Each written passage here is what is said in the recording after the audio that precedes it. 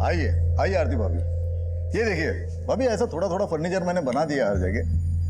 भाभी पूरे गुरुग्राम में इस रेट में ऐसा सेमी फर्निश बंगलो मेरे अलावा दूसरा कोई बिल्डर आपको नहीं देगा। सिर्फ मैं दे रहा हूँ आप लोगों को, ये सिर्फ आपके लिए है। केशवानी जी, अगर रेट में अगर कुछ अभी रेट की टेंशन मत लो आप, अभी तो आपको सिर्फ 10% देना है ना, बचा हुआ तो 2 साल के बाद देना है। अगर उसके बावजूद भी अगर आपको कोई टेंशन रही तो मैं हूं ना, मैं करूंगा कुछ आप लोगों के लिए, भरोसा रखिए। अरे आपके पति इतने बड़े लॉयर है, आप लोग किराए के घर में रहते हो, अच्छा नहीं लगता ना। ऐसा कीजिए, आप वो बेडरूम देख लीजिए ऊपर। अच्छा। हेलो, हाँ सर जी, हाँ सब बढ़िया, हाँ जी हो जाएगा।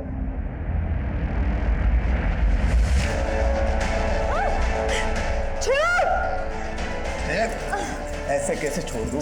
बेडरूम देख लिया ना, अब बेड भी देख लेना कितना मजबूत है। आरती जी आप बिल्कुल चिंता मत कीजिए, केशवानी को उसके किए की सजा हम जरूर दिलवाएंगे। उसके लिए हमें पहले आपका मेडिकल टेस्ट करवाना होगा, इसीलिए मैं सबसे पहले आप ही के पास इसे लेकर आया हूँ।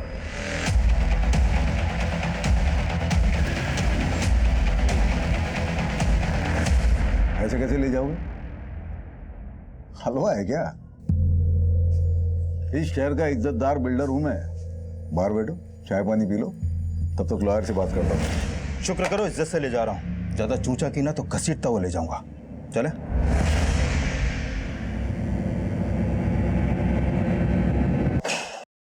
अरे ये क्या तरीका है क्या आपका? ये आदमी सीधा उठा के लाया हमें। मिस्टर डंडा मजबूत है ना? जी सर। पिछली बार हड्डी टूटने से पहले डंडा टूट गया था। एक्सक्यूज मी, देखिए आपको जो भी सवाल पूछना है ना, सवाल बाद में केशवानी साहब। क्या है केशवानी साहब, मेरे पुलिस स्टेशन में रेपिस्ट से सवाल बाद में किए जाते हैं, पहले उसे थोड़ी देर तोड़ा जाता है तबीयत से। देखिए मैंने कुछ नहीं किया, वो आरती झूठ बोल रही है। आप उसे बंगलो दिखाने ले गए थे, ये बात झूठ है? झूठ है, सरासर झूठ है। मैं बिल्डर हूँ, कोई ब्रोकर नहीं हूँ जो बंगलो दिखाने के लिए लेके जाऊंगा। उसके साथ ही केशवानी साहब जरा ऊपर देखिए ना।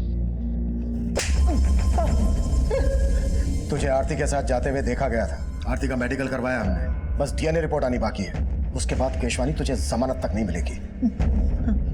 देखिए मैं मानता हूँ, मैं आरती के साथ सोया था, लेकिन मैंने रेप नहीं किया है, उसकी मर्जी से ये हुआ है सब कुछ। आइए आइए आरती भाभी, ये देखिए, ये ऐसा मैंने थोड़ा थोड़ा फर्नीचर बना दिया हर जगह। आरती भाभी पूरे गुरुग्राम में इस रेट में ऐसा सेमी फर्निश बंगलो दूसरा कोई बिल्डर आपको नहीं देगा, सिर्फ मैं दे रहा हूं आप लोगों के लिए। ये कैसा लगा बंगलो? बंगलो तो बहुत अच्छा है, लेकिन थोड़ा सा महंगा है। अगर थोड़ा डिस्काउंट मिल जाता तो। डिस्काउंट? चलो ठीक है, अभी आप इतना प्यार से बोल रहे हो तो मैं थोड़ा कुछ कर दूंगा। और अगर मैं और प्यार से कहूं तो? मतलब?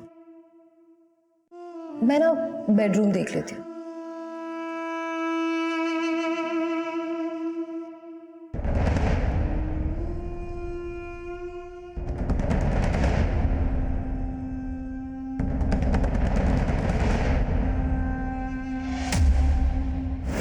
लेकिन मजे करने के बाद वो गिरगिट की तरह बदल गई। 50 लाख ब्लैकमेल कर रही है मुझे। जो समझना है समझ लो। मैंने सोचा था सिचुएशन को मैं खुद हैंडल कर सकता हूँ, लेकिन मेरे कुछ करने से पहले वो आपके पास आ गई। मैं समझ सकता हूँ आप उस पर भरोसा नहीं कर रहे, लेकिन आप जिसकी चाहो बोलो, मैं कसम खाने के लिए तैयार हूँ। कसम खाने की जगह नहीं बची है केशवानी, अभी तो तुझे बहुत मार खा। मिश्रा सर, जरा ठंडा कर इसे। ऐसे घर वालों के अगेंस्ट जाके शादी की, ऊपर से उन्हें यह पता चलेगा कि तुम्हारा रेप हुआ है, कितनी बदनामी होगी उनकी। मेरे कोलिग्स क्या कहेंगे? आलोक, सिर्फ तुम अपने बारे में सोच रहे हो ना, और मेरा क्या? तुम एक वकील हो के ऐसी बातें कर। मुझे मत सिखाओ कि मैं कौन हूं और क्या करता हूं। और मैंने डिसाइड कर लिया है, मैं तुम्हारा केस लड़ूंगा और तुम्हें तलाक दे दूंगा।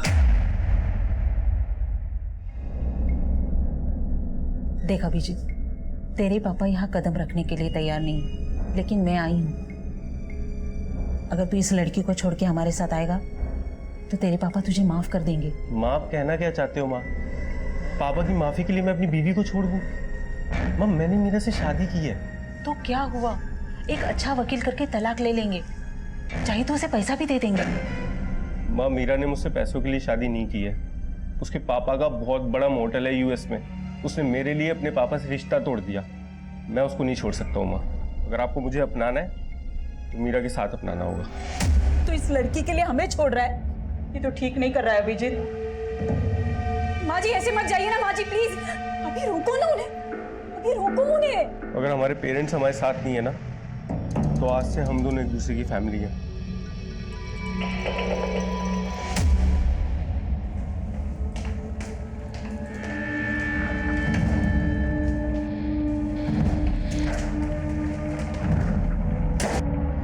बोलो आरती, कैसा चल रहा है सब? जगदीश चाचा, आलोक कह रहा था कि वो मुझे तलाक दे देगा। अरे ऐसे कैसे तलाक देगा? तू फिक्र ना कर, हम बात करेंगे उससे। अच्छा, वो केशवानी बिल्डर वाला केस कहाँ तक पहुँचा? ध्यान रखना, ये केशवानी में बहुत पहुँचा हुआ आदमी है, फूक फूक के कदम रखना होगा। हाँ जी चाचा जी। सर, केशवानी की हिस्ट्री देखकर लगता नहीं है कि उसकी कहानी सच्ची होगी। बहुत रंगीन तबीयत का आदमी है सर वो। उसके कॉल रिकॉर्ड में कई एस्कॉर्ट एजेंसीज के नंबर भी मिले हैं। काफी लड़कियां सप्लाई होती थी उससे। मतलब लंगोट का ढीला है ये केशवानी। आरती से पहले इसने कई और लड़कियों के साथ भी जबरदस्ती की होगी। और खगालते हैं इसे। हाँ डॉक्टर साहब, थैंक यू। विकास, आरती से जो हमें डीएनए मिला था केशवानी के डीएनए से मैच होता है। मतलब केशवानी ने आरती का रेप किया है। केस सॉल्व है। हम अदालत में केशवानी के खिलाफ ठोस केस प्रेजेंट करना चाहते थे। डीएनए रिपोर्ट भी केशवानी के खिलाफ जा रही थी। उस वक्त हमें ये एक ओपन एंड शट केस लग रहा था, लेकिन तभी कहानी में एक नया ट्विस्ट आया। मजाक समझ के रखा है क्या? अगर केस वापस ही लेना था तो हमारे पास शिकायत दर्ज क्यों करवाई? सर, इस केशवानी के कनेक्शन काफी ऊपर तक है। हो सकता है उसने दबाव बनाया हो। आलोक खुद एक लॉयर है। कंप्लेन करने से पहले उसे ये सारी बातें पता होंगी। बात तो कुछ और ही है। कुछ तो है जो खटक रहा है। इन दोनों की इंफॉर्मेशन निकाली? जी सर। दरअसल आलोक और आरती पिछले सिर्फ 3 महीनों से एक दूसरे को जानते थे।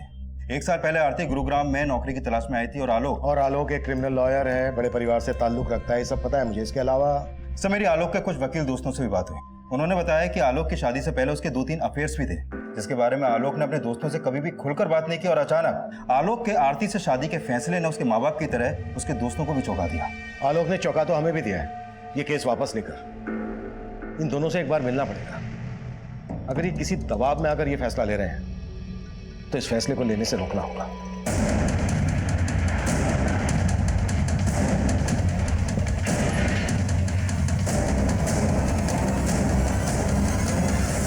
आरती और आलोक, वो दोनों तो कल शाम को ये घर खाली करके चले गए। मैंने खुद देखा था उन्हें जाते हुए, और दोनों बहुत घबराए हुए भी थे।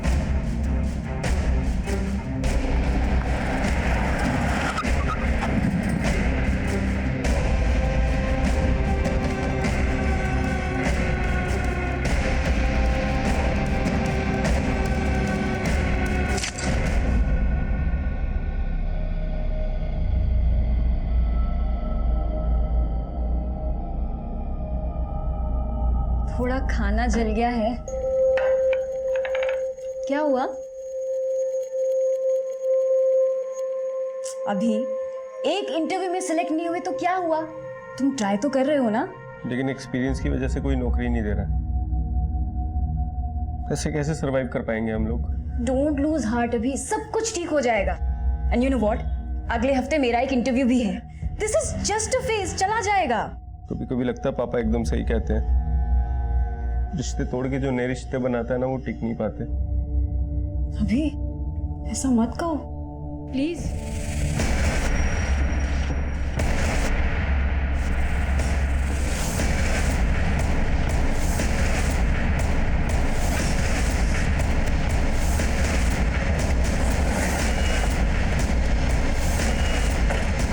पीछे हटिए आप लोग। मिश्रा, पीछे हटाओ।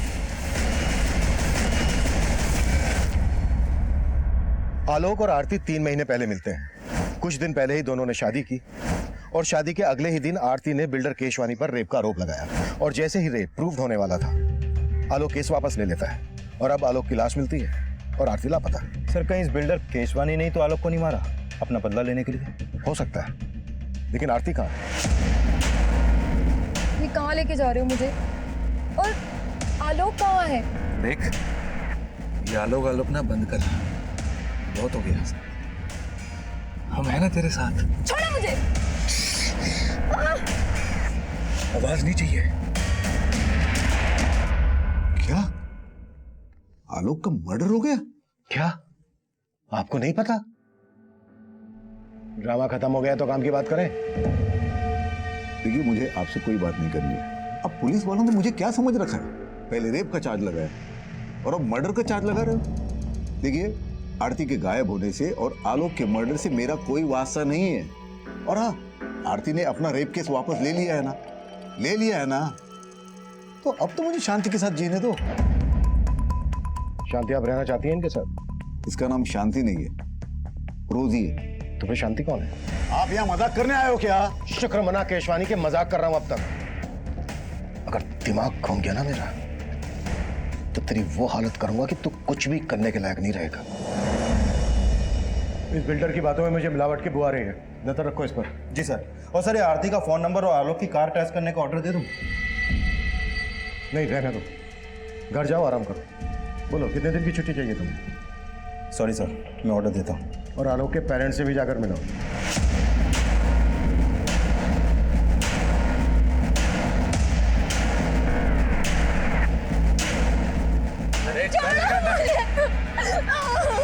छोड़ो मुझे प्लीज।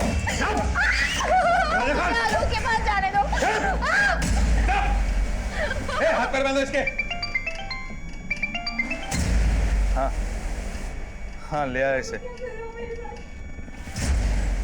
अब समझ में आएगा इसे कि रेप का मतलब होता क्या है। ये सब उस आरती का किया कराया साहब। उसने सबसे पहले हमारा बेटा हमसे छीना और बाद में उसकी जिंदगी। वो सोचती थी कि वो आलोक से शादी करके हमारी जायदाद में हकदार बन जाएगी, लेकिन जब हमने उसे नहीं अपनाया तो उसने अपना गुस्सा इस कदर हमारे साथ निकाला। देखिए, हम आरती को ढूंढ रहे हैं। आप हमें यह बताइए कि आप आरती के माँ बाप या उसके किसी भी रिश्तेदार को जानते हैं? नहीं साहब, हम किसी को नहीं जानते। प्लीज मुझे जाने दो, मुझे आलोक के पास जाना है। क्या किया तुमने आलोक के साथ? आलोक के साथ? अरे, आलोक के साथ जो किया वो तेरे साथ भी करेंगे, लेकिन उससे पहले तेरे साथ वो करेंगे जिसका तुझे शौक है। चल एक काम करते हैं, अपन ना रेप खेलते हैं। और मजे की बात तो ये है कि तेरी बॉडी में किसी का डीएनए भी नहीं मिला। सर, हमने केशवानी का बैंक स्टेटमेंट चेक किया। जिस दिन आरती ने केस वापस लिया, उसके अगले दिन केशवानी के अकाउंट से आलोक के अकाउंट में 50 लाख रुपए ट्रांसफर हुआ था। मतलब केशवानी ने आलोक को पैसे देकर आरती का रेप केस वापस लेने के लिए मनाया और फिर आलोक का मर्डर करवा दिया अपनी बदनामी का बदला लेने के लिए। पॉसिबल है सर, और शायद आरती को भी इसीलिए गायब करवाया हो। विकास, उठा लाओ केशवानी को। अरे सर, ये क्या? आप हर बार मुझे उठा के लेके आते हो। देखिए सर, मैं मानता हूँ मैंने आलोक को 50 लाख रुपए दिए थे। पहले ही दे देता तो आरती शायद केस भी ना करती। मैंने आपको बोला था ना कि आरती के आंसू पे भरोसा ना करें। तो फिर क्या तेरी बकवास पे करूं? आलोक मर चुका है, आरती गायब है। इसके पीछे तेरा हाथ नहीं है तो फिर किसका है? मुझे क्या मालूम सर, मैं आलोक को आखिरी बार यही मिला था, तभी उसने पैसे की भी बात की थी। केशवानी जी, आरती ने आपके लिए एक मैसेज भिजवाया है। आप जेल से तभी बाहर आ पाएंगे अगर आप पैसा ट्रांसफर कर देंगे। कोर्ट केस और बदनामी से बचने के लिए मैंने पैसे दे दिए, और पैसे लेने के बाद आलोक ने केस वापस ले लिया। वही तो, मेरे साथ साथ आपको भी मेरा मतलब उल्लू बनाया मियाँ बीवी ने। सर, मैं तो कहता हूँ ये कांड के पीछे ना आरती का हाथ है। वो बड़ी चालाक लड़की है वो। केशवानी ने आलोक के अकाउंट में पैसे ट्रांसफर किए तो थे, और आरती की मेडिकल रिपोर्ट से भी ये साबित होता है कि इंटरकोर्स हुआ था, लेकिन शरीर पर जबरदस्ती के कोई निशान नहीं थे। मतलब केशवानी की ये बात सही हो सकती है कि आलोक और आरती उसको ब्लैकमेल कर रहे थे। सर, ये बस कुछ महीनों से ही एक दूसरे को जानते थे और शादी के अगले ही दिन रेप का आरोप। कहीं दोनों की शादी भी तो किसी षड्यंत्र का हिस्सा नहीं थी। I mean, सिर्फ दिखावे के लिए शादी की हो। सर, ये आलोक एक इज्जतदार घराने का लड़का था, वो ऐसा काम क्यों करेगा? और आरती? आरती कहाँ से थी, उसकी बैकग्राउंड, उसका कोई रिश्तेदार, हम कुछ पता नहीं कर पाए। कहीं ऐसा तो नहीं है कि आरती, जिसे हम विक्टिम समझ रहे हैं, वही प्लानर हो?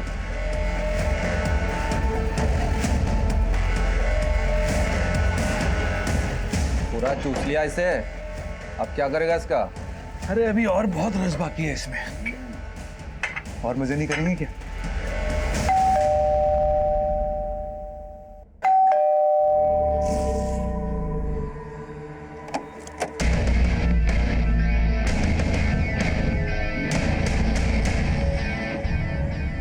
May I come in, sir? कम इन।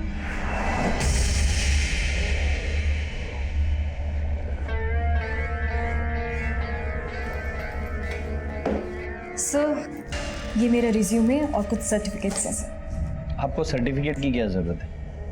आप तो खुद ही एक सर्टिफिकेट है। वैसे आपकी हाइट कितनी है? जी हाइट सर 5 feet 4 inches। और वेट? बट सर मेरी हाइट और वेट का इस जॉब से क्या कनेक्शन है? ना, बहुत गहरा कनेक्शन है। यू नो, हमें एक पूरा कंप्लीट पैकेज चाहिए। ये रिज्यूम वगैरह सब सेकेंडरी है, प्राइमरी है कस्टमर का सेटिस्फेक्शन। हमें ये देखना होता है कि आप कस्टमर को सेटिस्फाई कर पाते हो कि नहीं। चलिए एक ट्रायल लेते हैं। मान लो मैं तुम्हारा क्लाइंट हूँ और मैं तुम्हारी सर्विस से खुश नहीं हूँ। How you will convince to stay here? Sir I will say कि मैं आपको दोबारा शिकायत का कोई मौका नहीं दूंगी। And just give me one more chance. मैं दूंगा ना चांस आपको, लेकिन बदले में मुझे क्या मिलेगा? I am sorry sir, I am sorry. मैं ये सब नहीं कर सकती। I am literally very sorry sir.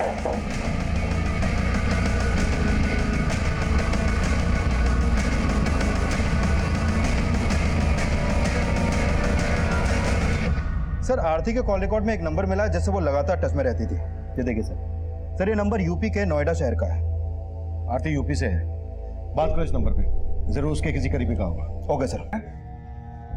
हम आरती को जानते हैं, पर आप कौन? सर आरती के कॉल रिकॉर्ड में जो नंबर मिला था वो नंबर उसके चाचा का है। उसका नाम जगदीश है। सर ये जगदीश यूपी पुलिस में कांस्टेबल है। उसको कल थाने बुलाया। आलोक के लॉयर फ्रेंड से बात हुई? सर पता चला है आलोक मर्डर और फ्रॉड के केसेस लड़ रहा था। आलोक जो केसेस लड़ रहा था और जिन को उसने सजा दिलवाई, सबकी डिटेल्स निकालो। हो सकता है किसी ने कोई पुरानी दुश्मनी निकाली हो। Okay sir. सर आरती और आलोक की शादी वाकई में एक मंदिर में हुई थी। शेखर नाम के एक वकील ने वो शादी अटेंड भी की थी सर। जी हाँ, मैंने आलोक और आरती की शादी अटेंड की थी। देखिए ना, अभी बेचारे आलोक की शादी को 1 महीना भी नहीं हुआ था। और शेखर जी ये बताइए क्या पिछले कुछ दिनों में आलोक किसी बात को लेकर परेशान था? वो एक्चुअली आरती के साथ में जो रेप वाला हादसा हुआ था उसको लेकर आलोक काफ़ी शर्मिंदगी महसूस कर रहा था। सर आरती का इस दुनिया में कोई नहीं, ले दे के एक हम ही उसके रिश्तेदार हैं और हमने ही उसका कन्यादान किया था। अच्छा बताओ कि तुम्हें पहले से पता था कि आरती ने बिल्डर केशवानी पर रेप का आरोप लगाया था? ये उसने हमें बताया था और कुछ दिन बाद उसने फोन भी किया था। उसने बताया था कि उसके साथ जो कुछ भी हुआ उससे आलोक बहुत शर्मिंदा है और उससे तलाक लेना चाहता है। तलाक? आलोक आरती से तलाक लेना चाहता था? जी, आलोक चाहता था कि आरती केस वापस ले ले। नहीं है, केस वापस लेने की तो एक अलग वजह थी। दरअसल आलोक ने बिल्डर केशवानी से 50 लाख रुपए लिए थे केस वापस लेने के लिए। और हमारी इन्वेस्टिगेशन के हिसाब से आरती और केशवानी के बीच जो हुआ, दरअसल वो रेप नहीं था। रेप नहीं था? सर ये आप क्या कह रहे हैं? आरती ने खुद फोन करके हमें बताया था और हमने उसे फोन करके समझाया भी था। आरती बेटा, हम खुद कानून के रक्षक हैं, लेकिन सलाह तुम्हें एक बुजुर्ग की हैसियत से देंगे। मान लो आलोक की बात और केस वापस ले लो और सब कुछ भुलाकर खुशी के साथ फिर से नई जिंदगी की शुरुआत करो। ठीक है चाचा जी। और आरती ने हमारी बात मान ली, लेकिन ये 50 लाख का क्या चक्कर है हमारी समझ में नहीं आ रहा साहब। मीरा आ गई तुम? आओ। कैसा हुआ इंटरव्यू? कब से ज्वाइन कर रही हो? अभी वो जगह सही नहीं थी। हेलो सर आलोक के बैंक स्टेटमेंट से पता चला है कि जो 50 लाख रुपए उसके अकाउंट में ट्रांसफर हुआ था वो पैसा अगले ही दिन आलोक के अकाउंट से इस हरीश भटनागर के अकाउंट में ट्रांसफर किया गया। हरीश भटनागर कौन है? सर ये हरीश भी वकील है। इसकी बैंक से इसका एड्रेस और ये फोटो भी मिला है, लेकिन सर उसका नंबर स्विच ऑफ आ रहा है। आलोक ने केशवानी को ब्लैकमेल करके जो पैसा हासिल किया, वो पैसा आलोक किसी और को क्यों देगा? आलोक भी लॉयर, ये हरीश भी लॉयर। जरूर ये कानून के रखवाले कोई गैर कानूनी काम कर रहे थे जिसके चलते आलोक का मर्डर हुआ। इस गुत्थी को अब ये हरीश ही सुलझाएगा।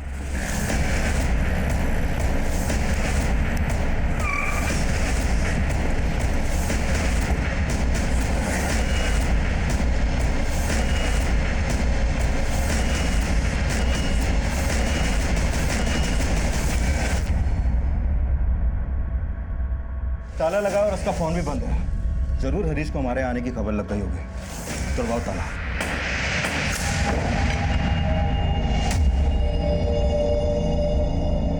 केशवानी ने आलोक के अकाउंट में पैसा ट्रांसफर किया आलोक की लाश में, आलोक ने हरीश के अकाउंट में पैसा ट्रांसफर किया हरीश की लाश में।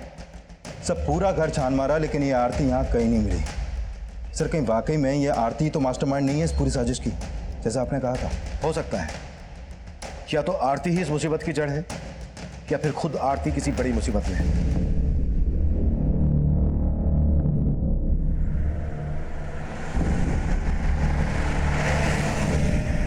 तो गीतिका, अच्छा गीतिका, तुम्हें नहीं लगता कि ये बिल्डर केशवानी बड़ी आसानी से छूट गया?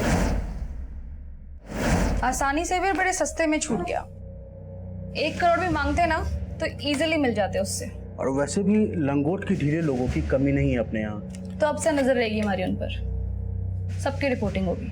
ऐसे लोग इजीली नहीं बचने चाहिए और हमारा मिशन है जैसे हवस के पुजारियों का पर्दाफाश करना। तो शुरू करते हैं ना, मेरी तीसरी आंख भी रेडी है। हरीश भटनागर वकील है। हम किसी हरीश भटनागर को नहीं जानते और ना ही आरती के मुंह से कभी ये नाम सुना। सर जी, हम भी पुलिस वाले हैं और आरती को भी अच्छे से जानते हैं। वो ऐसी साजिश कर ही नहीं सकती। आप बेकार ही उस पर शक कर रहे हैं। तो तुम्हारे हिसाब से हमें किस पे शक करना चाहिए? नहीं सर, मुझे इस बात का कोई आइडिया नहीं है। सर जी, हमें तो अभी भी बिल्डर केशवानी पे शक है। शायद उसी ने हरीश को आलोक को मारने और आरती को गायब करने की सुपारी दी हो और फिर उसने हरीश को भी मार दिया ताकि आप उस तक ना पहुंच सको।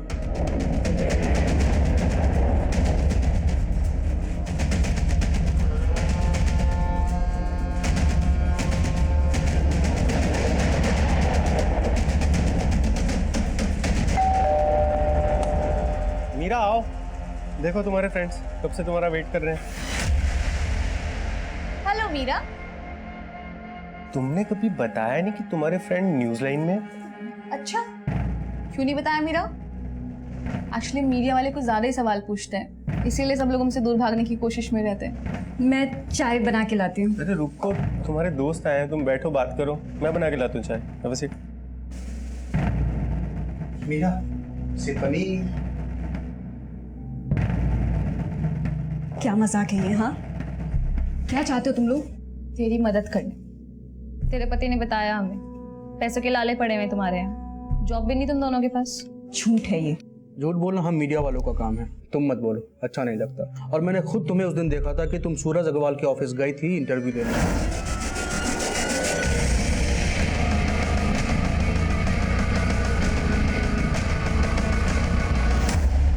आखिर चाहते क्या हो तुम लोग मुझसे? हाँ, एक तरफ आरती का मिसिंग होना हमारे लिए पहेली बनता जा रहा था। आलोक के मर्डर से जुड़ी कोई भी लीड हमें नहीं मिल रही थी। वहीं दूसरी तरफ इस केस से जुड़े एक और विवाहित जोड़े की जिंदगी में जुर्म की दस्तक गूंज रही थी। लेकिन उस वक्त हम इस बात से बिल्कुल अनजान थे।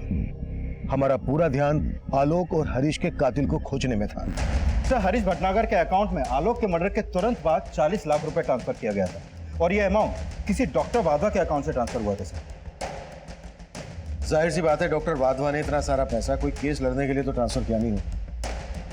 वकील और डॉक्टर लाखों की हेराफेरी कर रहे हैं। सर, पहले आलोक ने केशवानी से लिया पैसा हरीश के अकाउंट में ट्रांसफर किया और फिर आलोक के मर्डर के तुरंत बाद डॉक्टर वाधवा ने भी 40 लाख रुपए हरीश के अकाउंट में ट्रांसफर किया। सर, जरूर ये हरीश किसी बड़े रैकेट का हिस्सा है। हरीश तो अब रहा नहीं। चलो डॉक्टर वाधवा से सवाल करते हैं। देखिए सर, मैंने कुछ नहीं किया है, मैं आपके कोई सवाल का जवाब नहीं दूंगा। पहले मुझे अपने लॉयर से बात करनी होगी। लेकिन कैसे बात करेंगे आप? आपका लॉयर तो मर चुका है, हरीश, जिसके अकाउंट में आपने 40 लाख रुपए ट्रांसफर किए थे। देखिए, मैं किसी हरीश को नहीं जानता, मुझे जाने दीजिए, मुझे देर हो रही है, मुझे क्लिनिक जाना है। आप ENT स्पेशलिस्ट हैं ना, नाक कान और गले के डॉक्टर? राइट। मतलब मैंने अगर आपकी नाक तोड़ी, कान मड़वा, गला दबाया तो आप अपना इलाज खुद से कर लेंगे? देखिए, आप ऐसा कुछ नहीं कर सकते मेरे साथ। करने को तो मैं बहुत कुछ कर सकता हूँ डॉक्टर, मर्डर का मैटर है। और यकीन मानो, अगर आपने हमारी मदद नहीं की तो डॉक्टर से सीधा मरीज बनाकर छोड़। सर, एक लड़की मुझे ब्लैकमेल कर रही थी, कह रही थी अगर मैंने उसे पैसे नहीं दिए तो वो पुलिस में जाएगी और मुझे एक झूठे रेप चार्जेस में फंसा देगी। वो लड़की मेरे क्लिनिक में मरीज बनकर आ गई और साथ में छुपाकर कैमरा भी लाई थी। फिर मैं थोड़ा सा बह गया था। फिर उस लड़की की रिपोर्टर दोस्त था धमकी, उस लड़की का पूरा गैंग है, रिपोर्टर, गुंडे, ये सब मिलकर काम किया करते हैं। फिर अगले दिन एक आदमी ने मुझे फोन से ब्लैकमेल किया। देखिए, अगर पुलिस कंप्लेन हो गई तो मेरी बहुत बदनामी होगी। प्लीज कुछ ले दे के बात खत्म कीजिए ना। चल ठीक है, 60 लाख निकाल और अपनी इज्जत लूटने से बचा ले। 60 लाख? 60 लाख देते देते मैं पूरा लुट जाऊंगा, बर्बाद हो जाऊंगा। देख भाई, इज्जत और जान एक बार जाए तो फिर वापस नहीं आते। चल तेरे लिए फाइनल ऑफर 40 लाख। कौन थी वो लड़की? और जिस आदमी ने तुम्हें फोन पे ब्लैकमेल किया उसका नंबर है तुम्हारे पास? सर, ना ही मैंने उस लड़की को पहले कभी देखा है और ना ही उस बंदे का नंबर है मेरे पास। तुमने अभी हमें बताया कि उस लड़की के गैंग में कोई रिपोर्टर भी है। जी हाँ, एक लड़की रिपोर्टर है और साथ में कैमरामैन भी। आप बता रहे थे किसी न्यूज़ चैनल के लिए काम करते हैं। कौन सा न्यूज़ चैनल? सर, कोई स्पीड न्यूज़ चैनल बता रहे थे। तुम्हारे क्लिनिक में सीसीटीवी तो होगा? हाँ।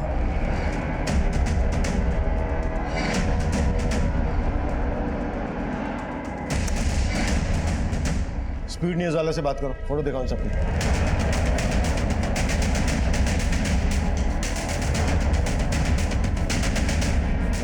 सर, ये फोटोज मैंने अपने पूरे स्टाफ को दिखाई।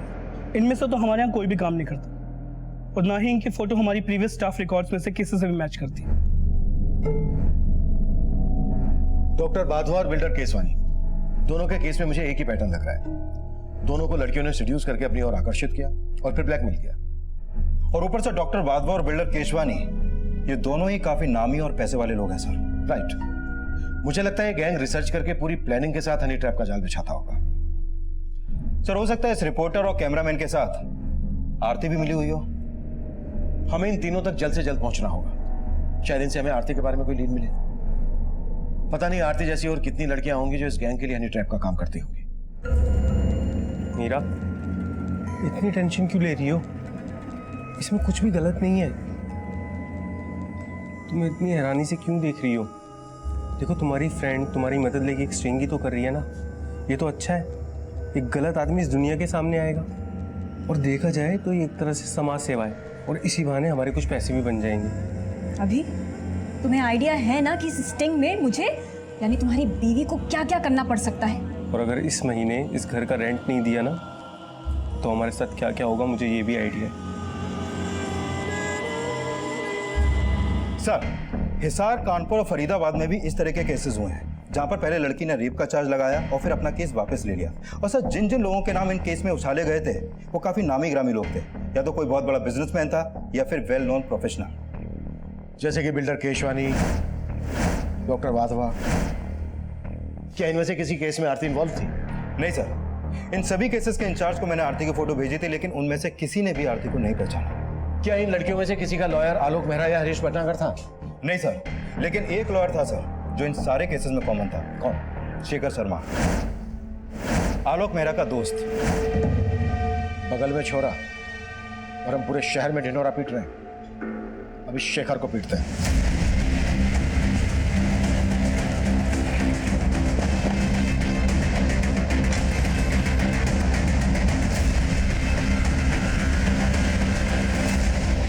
ये केस प्याज के छिलकों की तरह था। कई परतें थी इस केस में। हनी ट्रैप की तरह इस्तेमाल होने वाली लड़कियां, उनके लिए केस लड़ने वाले वकील और उन केसेस को उछालने वाले रिपोर्टर्स। काफी बड़े पैमाने पर ताना बाना बुना गया था।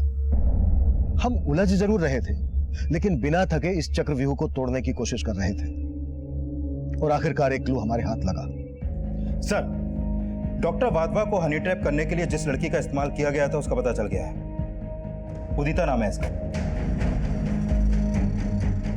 एक्टिंग का शौक है इसे। आए दिन सोशल मीडिया पर अपने तरह तरह के वीडियो अपलोड करती रहती है। ये देखिए sir. Hello friends, it's Udita here. Thanks for joining me.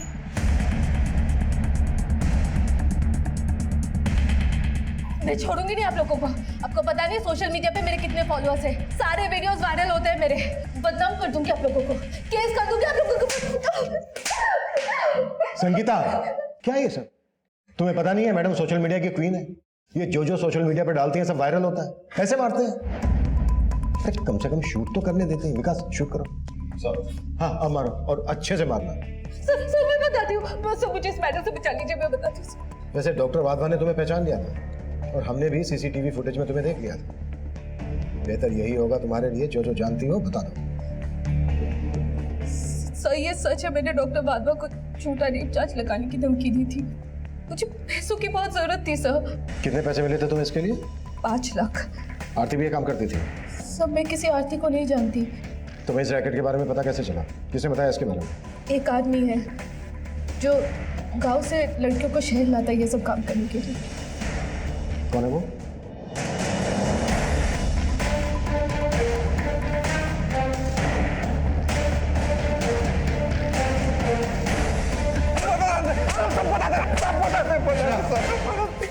सबसे पहले ये बता कि तेरे गैंग का अगला शिकार कौन होने वाला है? कम इन।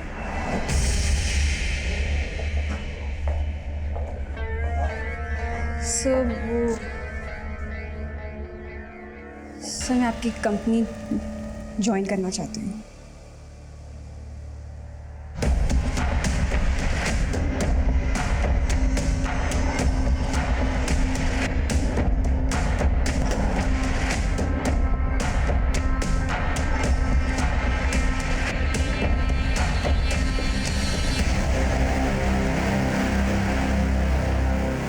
हाँ ठीक है ठीक है ठीक है, आगे से यू टर्न लो फटाफट फटाफट।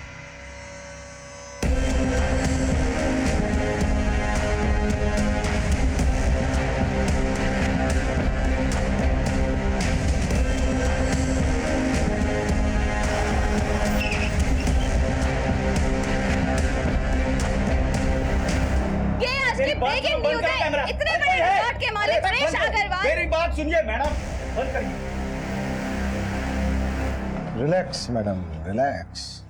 अब आप ब्रेकिंग न्यूज नहीं दिखा पाएंगे क्योंकि आपकी ब्रेकिंग न्यूज बनेगी। Sangeeta yes sir, but sir चलो सर। चलिए।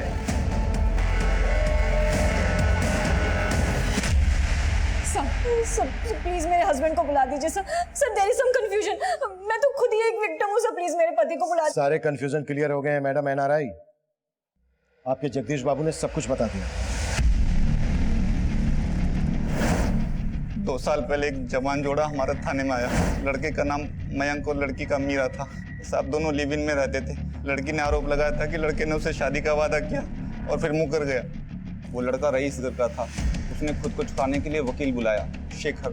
देखिए वो लड़की झूठ बोल रही है, जो भी था सब कंसेंसुअल था। डोंट वरी मैम, मैं आ गया हूँ ना, सब हैंडल कर लूँगा। तो शेखर उस समय लड़के का लॉयर था? हाँ साहब, और वो हरीश मीरा का। डोंट वरी मीरा, ऐसा केस बनाऊंगा इस लड़के के खिलाफ कि बेल तक नहीं मिलेगी इसे। साहब लड़की एनआरआई थी, इसलिए किसी कांस्टेबल ने रिपोर्टर को इन्फॉर्मेशन दे दी। जैसा कि आप देख सकते हैं यहाँ पे एक डाइवोर्स होने वाला है। सर आप कुछ कहना चाहेंगे? यहाँ पे मीरा से बात करनी है। मीरा आप बताइए डाइवोर्स क्यों हो रहा है? कोई नहीं कोई कमेंट नहीं चलिए चलिए चलिए। सर मामला ऐसा बिगड़ा कि मयंक घबरा गया। फिर वो केस को रफा दफा करने के लिए, सबका मुंह बंद करने के लिए राजी हो गया। फिर मैंने और हरीश ने लड़की से बात की और वो मान गई। आखिरकार सौदा 14 लाख में तय हुआ। दोनों वकील, रिपोर्टर और उसका साथी, हमें और उस लड़की को बराबर का हिस्सा मिला। ये लो तुम्हारे पैसे। क्या हुआ, तुम खुश नहीं हो? अब तो तुम्हें पैसे भी मिल गए और उस मयंक से भी तुम्हें छुटकारा मिल गया। एक बात, मुझे आप सब लोगों से कुछ कहना है। हरीश को इस सौदे से सुनहरा मौका नजर आया। उसने हमें समझाया कि यह फायदे का सौदा हो सकता है। फिर हम सब ने मिलकर यह बिजनेस शुरू करने की ठान ली। सब कुछ था हमारे पास, पुलिस, वकील और मीडिया, सब कुछ। और मीरा भी हमारे साथ काम करने के लिए राजी हो गई। लेकिन कुछ समय बाद उसने काम छोड़ दिया। फिर हमें ऐसी लड़कियों की तलाश थी जो हमारे लिए काम कर सके और अमीर लोगों को फंसा सके। और इसी वजह से आरती को गांव से शहर लेकर आए। हाँ साहब, आरती को पैसों की जरूरत थी और हमें उस जैसी सुंदर लड़कियों की। तो फिर उसकी शादी आलोक से क्यों करवाई? क्या आलोक भी तुम लोगों के साथ मिला हुआ था? नहीं साहब, आलोक ने आरती से शादी मजबूरी में की थी। देखो आरती, तुम लोग ऑलरेडी मुझे ब्लैकमेल करके मुझसे 20 लाख रुपए हट चुके हो। अब क्या चाहिए तुम्हें मुझसे? उन पैसों से मेरे हाथ कुछ भी नहीं लगा। वो सारे पैसे तो पुलिस, वकील और रिपोर्टर खा गए। अरे तो उनसे जाकर लड़ना, मुझे क्यों परेशान कर रही है? देखो आलोक, या तो तुम मुझे पैसे दे दो या फिर मुझसे शादी कर लो।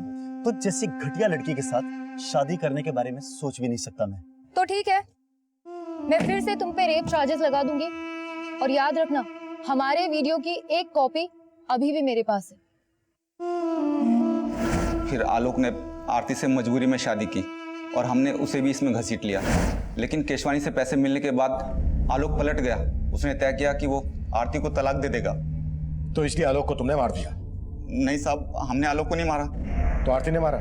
कहाँ है आरती? सर हमें नहीं पता कि आरती कहाँ है। तो अब कंफ्यूजन क्लियर हो गया मैडम एनआरआई कि आप विक्टिम नहीं बल्कि शिकारी हैं। चलो फटाफट बोलो, किस किस को शिकार बनाया और टोटल कितने पैसे लूटे? सर कुल मिलाकर 15 करोड़ 40 लाख की लूट की। चलो पैसों का हिसाब तो हो गया, लेकिन जो मर्डर हुए थे आलोक का और हरीश का, वो किसने किए? और ये शेखर कहाँ मिलेगा? पता नहीं साहब। नहीं पता? मैडम आपको पता है?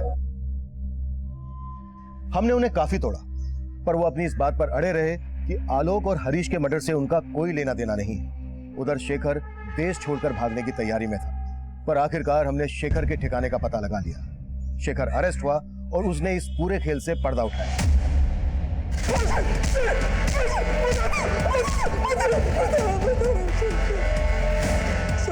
जगदीश झूठ बोल रहा है। मेरे और हरीश के साथ वो भी शामिल था आलोक के मर्डर में। आरती का फोन आया था, कह रही थी कि आलोक उससे तलाक लेना चाहता है। समझाना पड़ेगा उसे। कोई फायदा नहीं है। मैंने बात की थी आलोक से, मानने को ही तैयार नहीं है। बोलता है कि अब साथ नहीं देगा हमारा। अरे वो तो पुलिस में जाने की धमकी दे रहा था। बड़ी मुश्किल से शांत किया उसे। लेकिन हमेशा के लिए शांत नहीं रहेगा वो, बल्कि हमें उसे हमेशा के लिए शांत करना पड़ेगा, वरना हमारे अच्छे खासे बिजनेस की बैंड बजा देगा वो। बिजनेस तो बंद नहीं होने देंगे, उसका मुंह ही बंद करना पड़ेगा।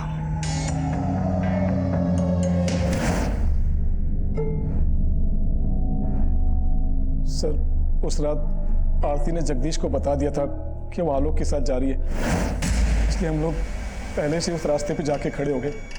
और जैसे आलोक की गाड़ी आई हमने उसे रोक लिया। देख तेरे सामने ये समझने वाला है नहीं। तुझे ढाल बना के सब कुछ तेरे ऊपर डाल रहा है। हम इसे समझा के आते हैं, तब तक तू गाड़ी में बैठ, ठीक है ना? आज फाइनल करके आएंगे। उसके बाद सर हमने आलोक को मनाने की बहुत कोशिश की, लेकिन वो नहीं माना। इसलिए मैंने, जगदीश ने और हरीश ने मिलकर उसे मार दिया सर। लेकिन हरीश को क्यों मारा? हरीश ही हमारे प्लान का मास्टरमाइंड था। सारा का सारा पैसा उसी के अकाउंट में जाता था और उसके बाद हमें हमारा शेयर मिलता।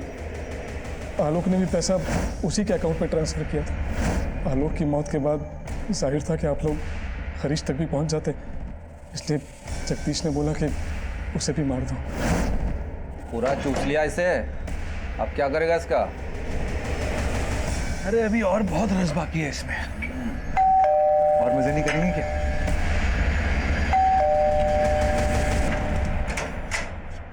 अरे तू है, आजा। चल हो गया ना, निकलते। चल चल चल चल, बंद कर बंद कर।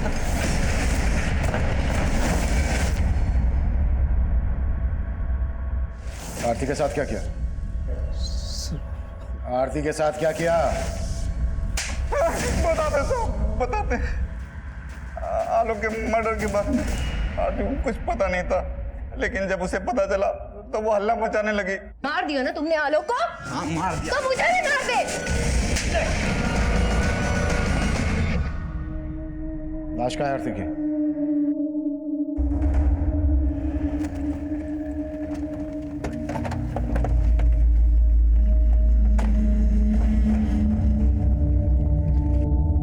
Sangeeta, yes sir. ये हटाओ।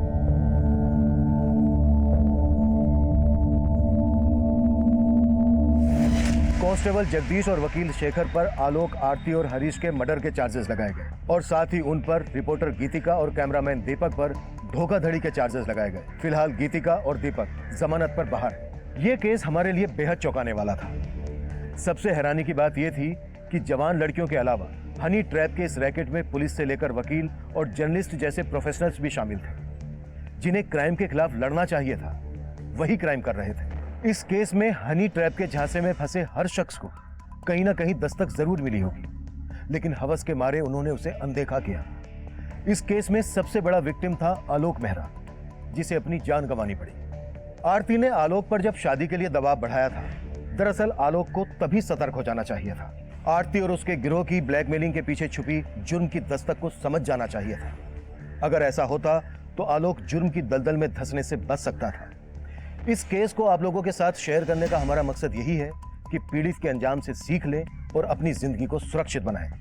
अब मैं सीनियर इंस्पेक्टर अभिमन्यु जिंदल आप लोगों से विदा लेता हूं। आपसे फिर मुलाकात होगी एक नए केस के साथ। क्राइम पेट्रोल दस्तक, मकसद बताना नहीं, बचाना है।